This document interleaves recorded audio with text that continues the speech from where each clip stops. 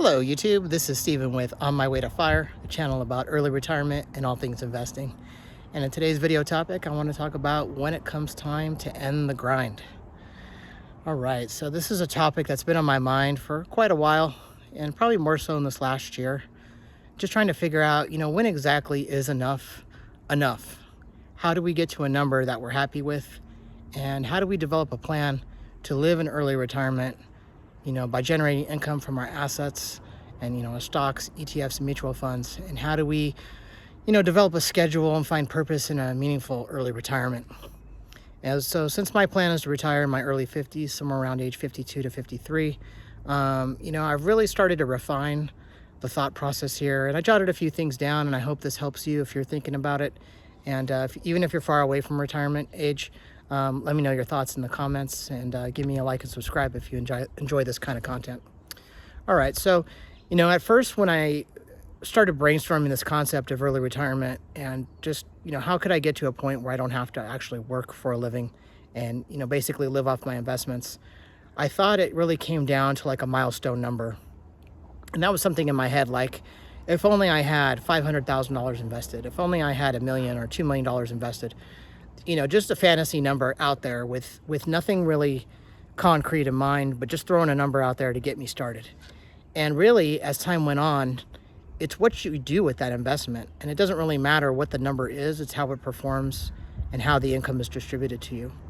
So it could be less. It could be $400,000 with a paid off house.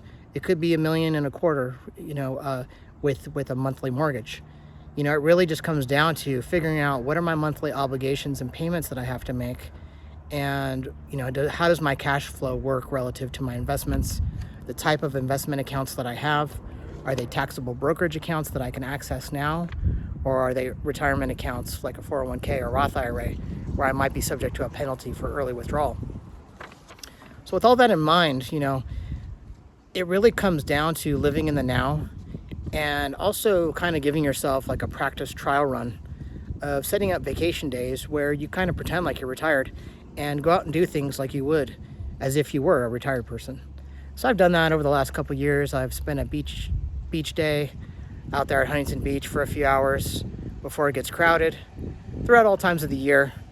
Have fun and just enjoy not being out there during times where it's overly crowded on the weekends. I'm somebody who doesn't like crowds. So that's a cool thing that I like to do. I treat myself to lunch. I could stop by a museum maybe, go for a walk in the park, go ride my bike for a while. Just different various lower cost activities that I could do locally. So that's one way I've done it. And then, even going out to, a remotely, reasonable vacation distance, either to Vegas, Big Bear, other locations that I've looked into in the last couple of years, has been pretty fun and exciting to discover on my own at my own pace. And that's really what it comes down to for that.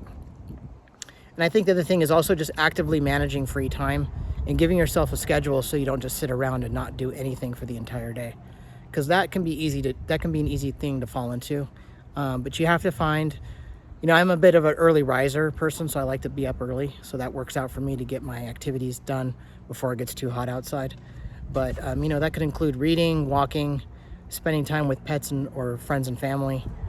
And also, just taking the time for yourself to just go at a slower pace. I think we're all just used to hustle and grind and having to be somewhere on time, rushing through traffic, that kind of thing. And to get yourself out of that mentality, it can do wonders to bringing your stress level down. So it's really helped me a lot with just trying that in bits and pieces, and give myself a buffer of time when I do need to do something, during a busy time of day, so I'm not stressed. So I think another thing that when I'm, coming to this mindset of when is enough, when is it time to end the grind, is really shifting from a mindset of making the most money with the maximum amount of return in my investments to a more stable and reliable income stream of dividends that are more tax efficient if they're in a taxable brokerage, and less volatile. And even though I might not be making as much, the dollar amounts in these accounts continues to grow year after year. So it's okay. You'll still make a substantial amount of dividends if you're not in non-qualified dividends that you'll end up getting taxed a lot harder on than you are on qualified dividends.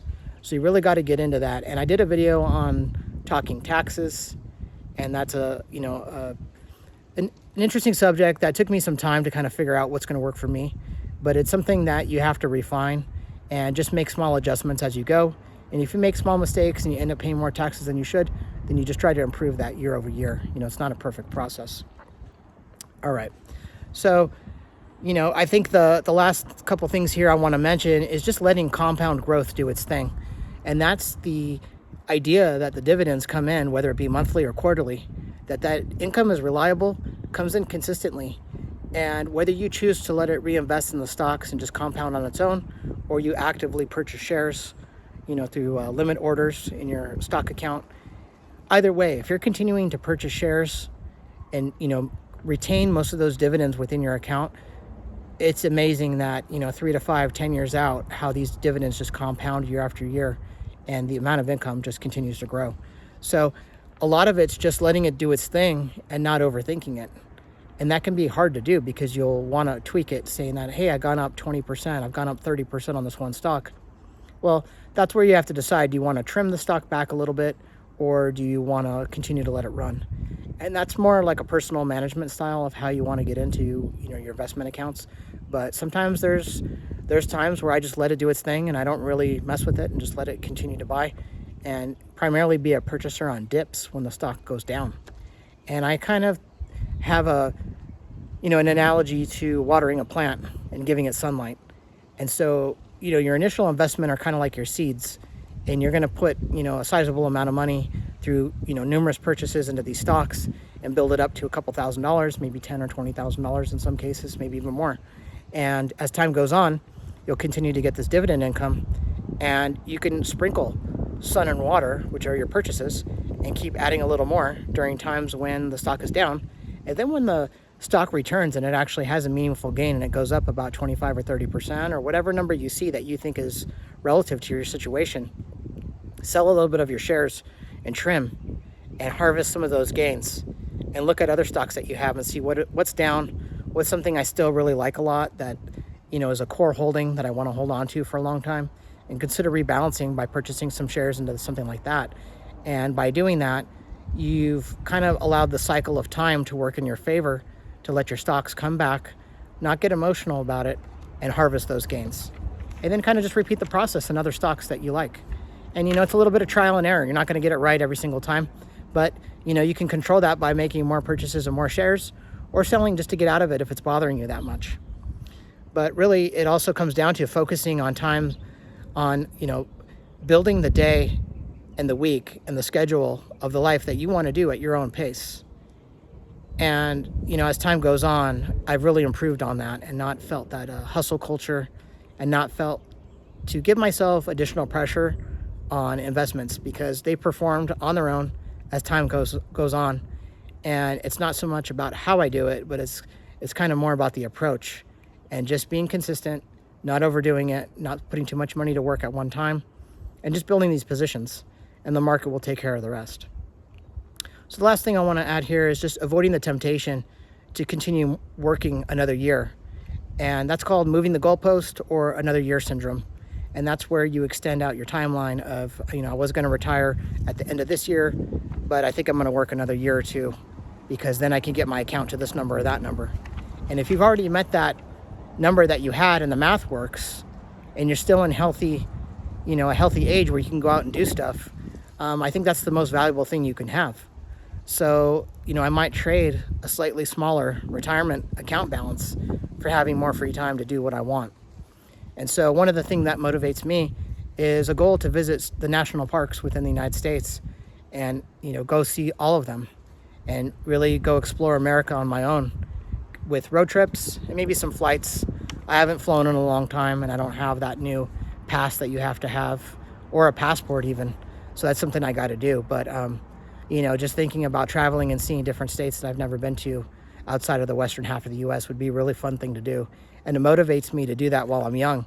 And I can do some of these day hike trips that would be 10 to 20 miles even, and I would be fine doing that.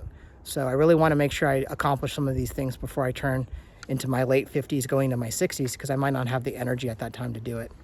So these are all just random thoughts, ideas that I wrote down that I thought would be a good starting point just about when is enough, and finding contentment in our own lives to walk away and allowing that next chapter to build. And who knows, maybe consulting work is down the road to where you do work in a part-time basis, but not in a traditional 40-hour work week type deal.